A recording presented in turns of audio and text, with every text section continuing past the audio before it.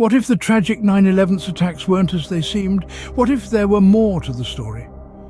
Today, we're exploring the veil of conspiracy theories surrounding that fateful day, a topic laden with intrigue, mystery and controversy, yet demanding our utmost respect. Let's delve into the depths of these theories and see what we might find. September 11th, 2001, a day that will forever be etched in our memories. It's a date that needs no introduction, the day that changed the world and altered the course of history. On that fateful Tuesday, the United States of America was under attack. 4 commercial airplanes were hijacked, 2 of which were flown into the Twin Towers of the World Trade Center in New York City, causing both towers to collapse within hours. Another plane hit the Pentagon, the headquarters of the United States Department of Defense, while the 4th, United Airlines Flight 93, crashed into a field in Pennsylvania after passengers attempted to overcome the hijackers. In the immediate aftermath of the attacks, the world stood still, frozen in a state of shock and disbelief. The images of the towers collapsing, the Pentagon in flames, and the wreckage in Pennsylvania were broadcast on every television screen, imprinted into the minds of millions across the globe. The official narrative unfolded quickly. 19 men affiliated with the extremist group Al-Qaeda had carried out the attacks. It was an act of terror unlike anything the world had ever seen, resulting in nearly 3,000 deaths and causing billions of dollars in damages. The global impact of the event was profound.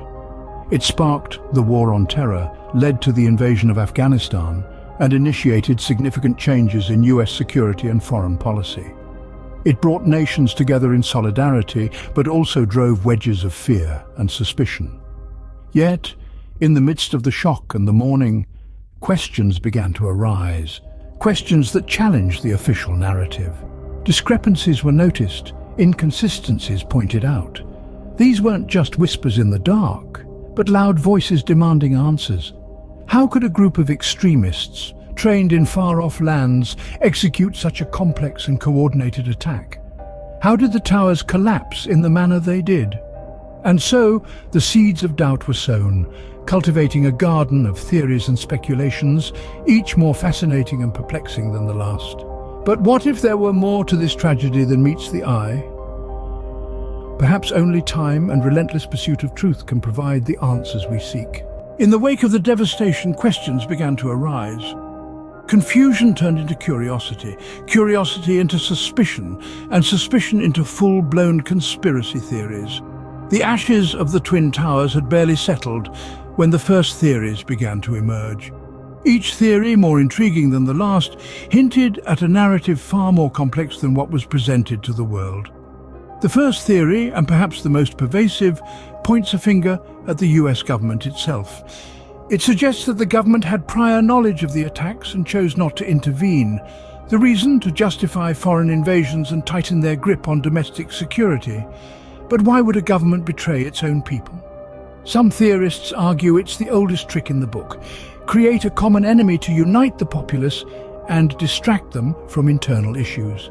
The second theory delves into the realm of controlled demolitions. It argues that the way the Twin Towers collapsed was too neat, too symmetrical to be caused by the plane impacts alone. Theorists suggest that explosives were planted in the buildings, causing them to implode in a manner consistent with a professional demolition. Then we have the theory of suppressed information. This theory argues that there's more to the story than meets the eye. It claims that evidence contradicting the official narrative was deliberately withheld or ignored. This alleged evidence includes testimonies of firefighters hearing explosions in the buildings and the mysterious collapse of World Trade Center Building 7, which wasn't hit by a plane, yet collapsed in a similar fashion to the Twin Towers. In the midst of these theories, it's important to remember that they remain unproven. They are born out of skepticism and a desire to seek the truth, but they also fuel mistrust in institutions that are meant to protect us. These theories, as controversial as they may be, continue to captivate many. The quest for truth is a human instinct, and as long as questions remain unanswered, these theories will continue to ignite debates, stir emotions, and challenge our understanding of that fateful day. But what evidence supports these theories? Well, let's dive right into the deep end. One of the most cited pieces of evidence is the collapse of World Trade Center 7. This building, not directly hit by an airplane, fell late in the afternoon on September 11th. Critics argue that the fall looks eerily similar to a controlled demolition.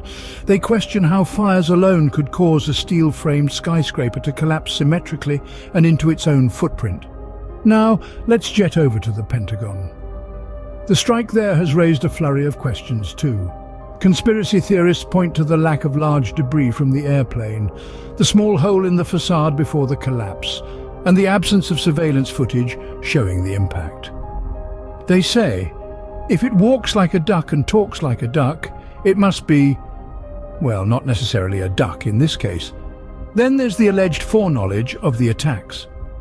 Theorists suggest that certain individuals and organizations had prior knowledge of the impending disaster. Some point to stock trades in the days leading up to the attacks, others to warnings allegedly ignored by the government. It's a bit like claiming someone knew the Titanic was going to hit an iceberg because they didn't board the ship. Of course, we must tread lightly here. These theories, while intriguing, are built on a foundation of speculation and interpretation. It's easy to fall into the rabbit hole of what-ifs and maybes. But remember, correlation does not always equal causation. Just because someone skipped dessert doesn't mean they knew the restaurant was about to run out of pie. So, the question remains, could these theories hold any water?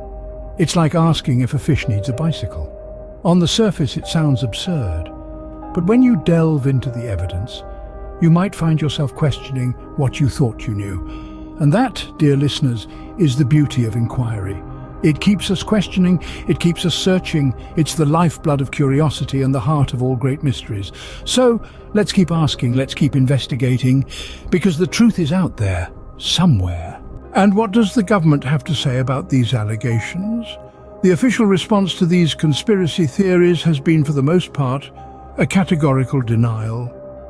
In the years following the September 11th attacks, various government officials have gone on record to dismiss these theories as unfounded and harmful. They've maintained the narrative that the attacks were the result of a well-coordinated plan by the terrorist group Al-Qaeda. In the spirit of transparency, the government initiated several investigations to put these theories to rest. The 9/11 Commission report, released in 2004, was one such endeavor. It was an exhaustive study spanning over 500 pages, detailing the events leading up to and following the attacks. The report concluded that there were no indications of any covert operations or inside involvement. However, this report, and others like it, have not been without controversy. Critics argue that these investigations were too narrow in scope, focusing only on the official narrative. They contend that important questions were left unanswered, fueling further suspicions. The controversy surrounding the collapse of World Trade Center Building 7 is a prime example.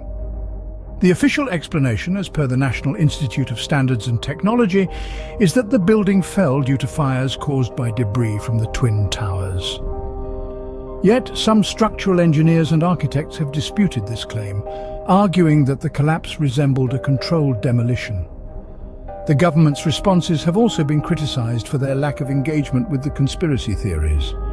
Many conspiracy theorists believe that the government's dismissive attitude only serves to deepen their suspicions and validate their doubts. It's a delicate dance, a balancing act between dismissing unfounded theories and addressing legitimate concerns. And it's a dance that the government, it seems, is still learning the steps to. While the official responses have attempted to quell these theories, they've been met with mixed success. As the dust settled and the years rolled on, these theories have not only persisted, but in some circles have gained traction. Despite the government's denials, these theories persist, shaping our understanding of that fateful day. So, where does this leave us? We've journeyed through an unsettling terrain of questions and alleged answers, from the terrifying day that shook the world to the emergence of numerous theories questioning the official narrative. We've examined the evidence, both supporting and contradicting these theories, and we've looked at the official responses, which have left many unsatisfied. The enduring mystery of 9/11 remains a hotbed of debate, a puzzle with missing pieces that continue to elude us.